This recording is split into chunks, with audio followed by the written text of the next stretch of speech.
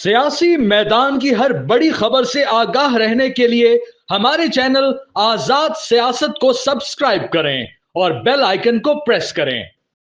बिस्मिल्लाहिर्रहमानिर्रहीम। आज़ाद डिजिटल के पॉडकास्ट के साथ एक बार फिर हम आपके साथ हैं और मेरे साथी जो कि इंटरनेशनल अमूर पर बड़ी दस्तरस रखते हैं और आप उनके तज्ज़िये भी सुनते हैं, तबसरे भी सुनते हैं, अहमद हसन अरबी, वो भी हमारे साथ मौजूद हैं।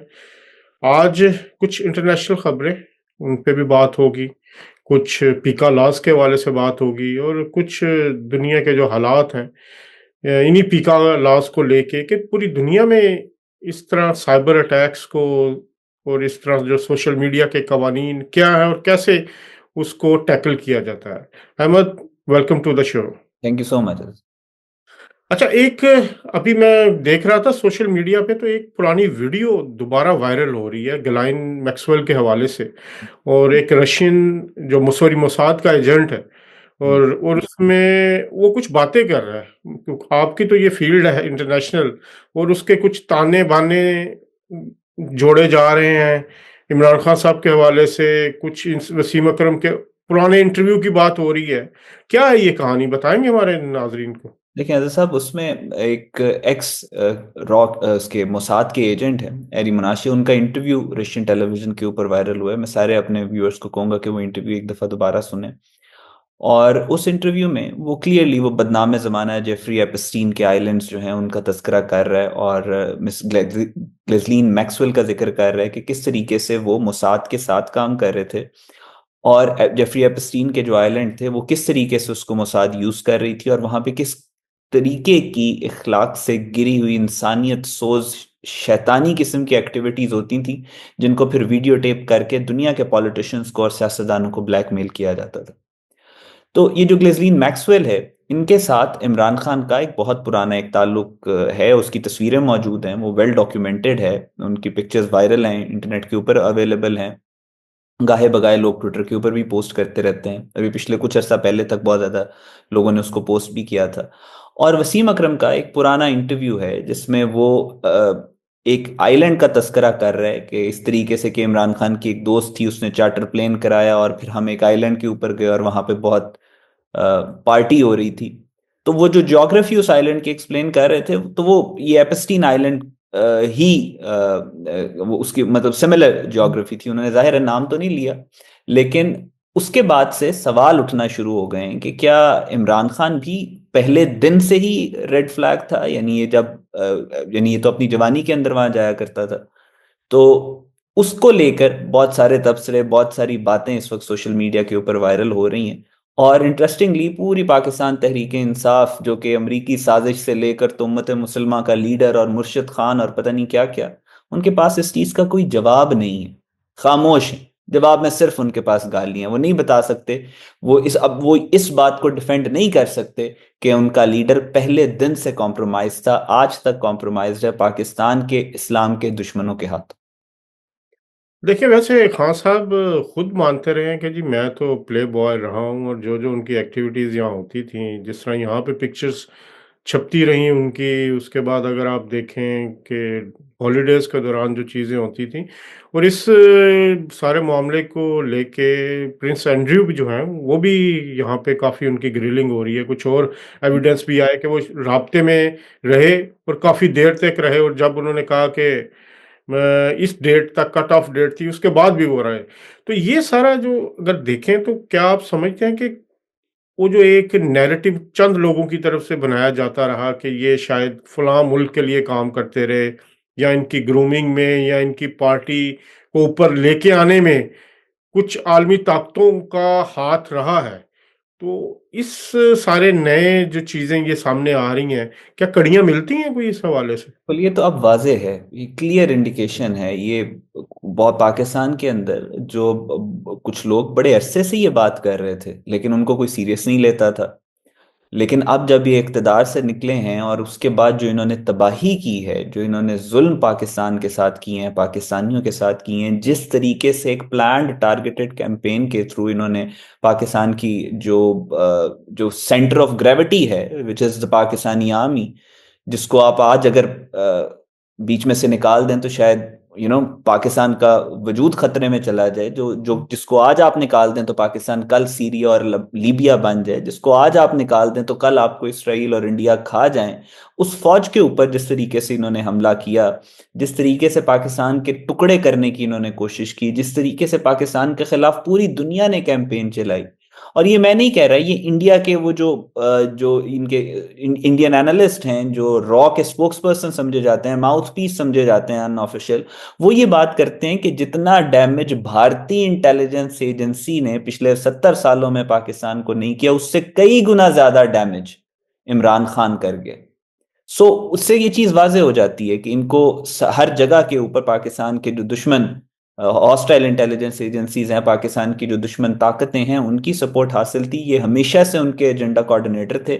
और अभी भी जिस तरीके से आपने देखा कि इनको जिस तरीके का वेस्टर्न मीडिया इनको सपोर्ट कर रहा है, जिस तरीके का प्रोपेगेंडा पाकिस्तान के खिलाफ ये पिछले 2 साल में करते रहे हैं, इससे किसी को कोई शक रहता नहीं है कि ये दुश्मन के एजेंट थे, पहले दिन से कॉम्प्रोमाइज्ड थे और अब तक ये दुश्मन का ही काम कर रहे हैं।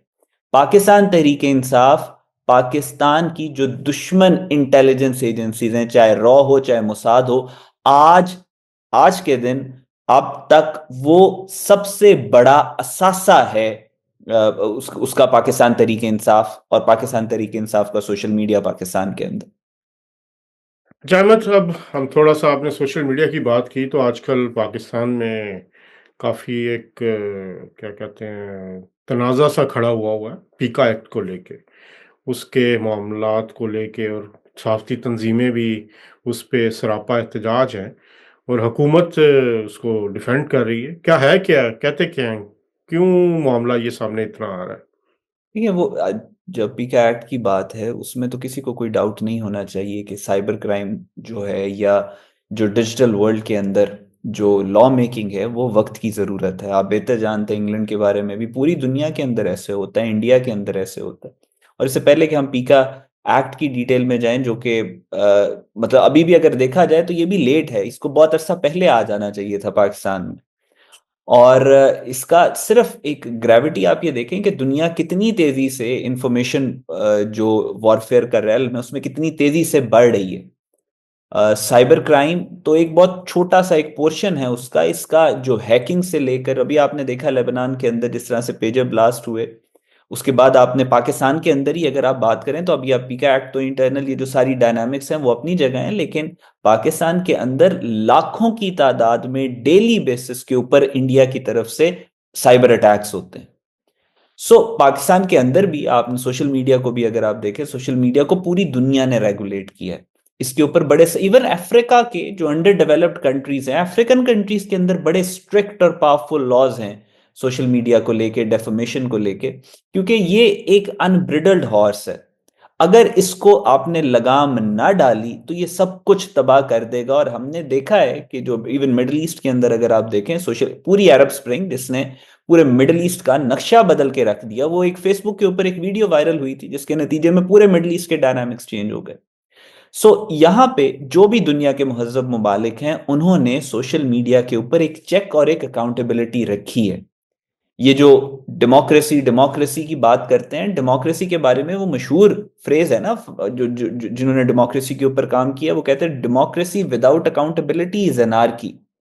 तो उसी तरह सोशल मीडिया के ऊपर अगर आप उसको चेक एंड बैलेंस नहीं रखेंगे, अकाउंटेबिलिटी नहीं रखेंगे, तो वो फिर एनार्की में ही तब्दील होगा। और पिछले आप देख लें 2-4 सालों में पाकिस्तान के अंदर सोशल मीडिया से कितनी तबाही कुछ फैक्शंस लेके आई हैं।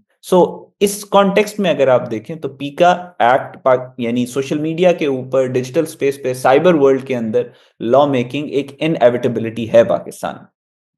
बिल्कुल, देखें जी, बरतानिया में भी जो सोशल मीडिया के कवानीन है वो बहुत सख्त है। एक तो है डेफेमेशन लॉज। हमने देखा कि इन डेफेमेशन लॉज की जद में पाकिस्तानी टीवी चैनल्स आए और भारी जुर्माने भी उनको हुए यहाँ पर।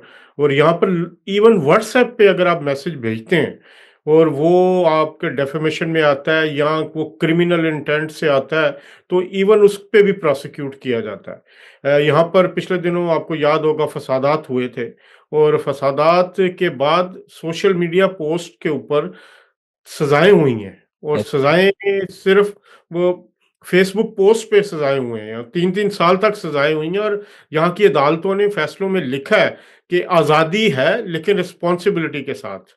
तो ये एक मेरा ख्याल है कि एक पीका एक्ट वक्त की ज़रूरत है, लेकिन इसमें थोड़ा-सा अगर हुकूमतें वक्त मुतलका स्टेक होल्डर्स को भी साथ इन्वॉल्व कर लेती, सहाफ़ती तंजीमें हैं, पीएफयूजे है, इसके अलावा अमेंड है, तो मेरा ख्याल है थोड़ा-सा कंट्रोवर्सी कम हो सकती थी। है वक़्त की ज़रूरत, लेकिन तरीका थोड़ा-सा शायद लोगों को कुछ एतराज़ है, और अगर हम बरतानिया में भी देखें, तो इसमें मज़ीद सख्त करने की बात हो रही है।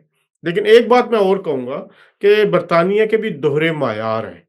अगर इसी सोशल मीडिया को लेके अपने मुल्क में अगर यहाँ पे उसकी वजह से नुकसान होता, फौरी एक्शन होता है, लेकिन बरतानिया एज़ ए लॉन्चिंग पैड इस्तेमाल हो रहा है पाकिस्तान के खिलाफ साइबर अटैक्स में। अगर हम देखें 9 मई के जो वाक़यात हुए थे, यहाँ से लाइव टिकटॉक और दूसरी ट्रांसमिशंस हुई थी, चंद लोगों ने की थी, जो 9 मई के जो वाक़यात हुई उनके लोगों को उकसाने के लिए, भड़काने के लिए, वो लोग यहीं बैठे हैं। उसके बाद यहाँ से सबसे ज़्यादा एंटी पाकिस्तान प्रोपेगेंडा किया जा रहा है, लेकिन यहाँ के मुल्क जो सिक्योरिटी एजेंसीज़ हैं उनको रिपोर्ट भी किया जाए, तो वो उसकी उस तरह कार्रवाई नहीं हो रही, उन लोगों को नहीं रोका जा रहा। तो यहाँ मेरा ख्याल है पाकिस्तानी हुकूमत को भी इनके साथ ये बात उठानी चाहिए, और उसको इनके खिलाफ सख्त एक्शन लेना चाहिए, जो पाकिस्तान के खिलाफ यहाँ पे बैठ के फसादात में, इंसाइटमेंट टू वायलेंस में मुलव्विस है। अच्छा, एक और अहम जो मामला रहा, वो गुज़िश्ता 2 दिन में पाकिस्तान से सोशल मीडिया इन्फ्लुएंसर हैं इमरान रियाज़ खान साहब। उनका पता लगा है कि वो लंदन आ गए हैं। तो कोई थोड़ी-सी है इन्फॉर्मेशन आपको उस हवाले से कुछ? नहीं, मैं बहुत अरसा हो गया उस शख्स को सुनना छोड़ दिया। वो जिस तरह के मज़ाक़ा ख़ेज़ झूठ बोलता है, और वो तकलीफ़ दे होता है उस शख्स को सुनना, और जिस तरह की वो यानी टिपिकल वो बॉलीवुड की और लॉलीवुड की फ़िल्मों की स्टोरियाँ सुना रहा होता है। वो तो काफ़ी अरसा हो गया मैंने उसको सुनना छोड़ दिया। बस उसका पता लगा है कि उनका कि इमरान रियाज़ साहब उनकी ये आप क्या कहते हैं कि 2 दिन कबल वो यहाँ लंदन आए हैं, और कुछ तस्वीर भी उन्होंने शेयर की हैं कि वो किस तरह आए हैं। उन्होंने कासिम सूरी जो हैं अमेरिका में, उनका शुक्रिया अदा किया जी कि उन्होंने मुझे यहाँ तक पहुँचाया। तो अभी तक मुलाकात तो नहीं उनसे, ना राब्ता हुआ, लेकिन जो उनकी ज़ुबानी में एक सुन रहा था किसी के साथ वो वीलॉग में, कि वो बड़ी मुश्किल से यहाँ पहुँचे हैं। हाँ, तो यहाँ बर्तानिया में अब वो इंग्लैंड चले गए हैं। जितने झूठ उस शख्स ने बोले हैं, अगर इंग्लैंड का होता और इंग्लैंड में रह के उसने इतने झूठ बोले होते इंग्लैंड की हुकूमत के खिलाफ, तो बरतानिया एंटर होते ही उसको 150 साल की कैद होनी थी कम से कम। लेकिन बरतानिया असल में ना मसला ये है कि आज़ादी इज़हार राय के हवाले से यहाँ पर जो कवानीन है, वो बल्कि यहाँ पे तो असाइलम लेना आसान हो जाता है। अगर आप स्टेट्स के खिलाफ बोल के आए, तो अब ये नहीं पता कि वो असाइलम पे आए हैं, विजिट पे आए हैं, किस तरह आए हैं। ये उनका एक, जब तक वो नहीं बताएंगे सामने नहीं आएगा वो वाली अब चीज़। आप देखें, लेकिन आज़ादी, आप यही आज़ादी राय अगर बरतानिया में बैठ के बरतानवी हुकूमत के खिलाफ अगर आप इतने झूठ बोल रहे हैं, तो क्या आज़ादी राय वैसे ही होगी जो पाकिस्तान का उनका फॉर्मूला है?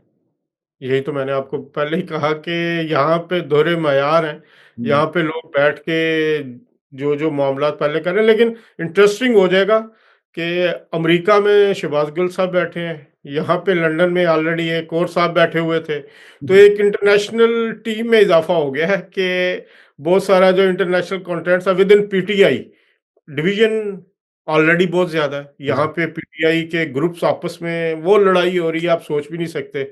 आपस में गुत्थम-गुत्था हुए हुए हैं। एक-दूसरे के खिलाफ प्रोग्राम्स अरेंज हो रहे हैं। पीटीआई के आपस में जो धड़े हैं। जितने भी प्रोग्राम्स हुए हैं पीटीआई के पिछले 3-4 महीने में सुपर फ्लॉप गए हैं। 10-10, 20-20 लोगों के साथ ये प्रोग्राम कर रहे हैं, और जो पीटीआई की एक व्यूअरशिप थी या जो उनकी हमदर्दी थी वो बहुत कम हो गई है यहाँ पे यूके में, ओवरसीज़ में। और इस हवाले से जो एक मुद्दत होती है झूठ की, उस झूठ को एक मुद्दत तक चलाया जाता है, तो वो मेरा ख़्याल है अब चीज़ें सामने आ रही हैं, तो यहाँ पे भी ओवरसीज़ पाकिस्तानी उसको महसूस कर रहे हैं, और बड़ी अच्छी बात है। कल मुझे एक पीटीआई के बड़े सपोर्टर मिले, वो पाकिस्तान से भी होके आए हैं, और उन्होंने जो तारीफ़ें मरीम नवाज़ की कर दी, पंजाब की कर दी, और उन्होंने कहा यार हम तो गलत चलते रहे। तो मेरा ख्याल है ये एहसास ओवरसीज़ पाकिस्तानीज़ में भी जाग रहा है कि झूठ झूठ होता है, और झूठ एक मखसूस मुद्दत तक चल सकता है। अहमद, आपका शुक्रिया। आज के प्रोग्राम में आपकी जो कीमती हमने सुने तज़िये। नाज़रीन इंशाअल्लाह दोबारा अगले प्रोग्राम के साथ हाज़िर होंगे, तब के लिए अल्लाह हाफ़िज़।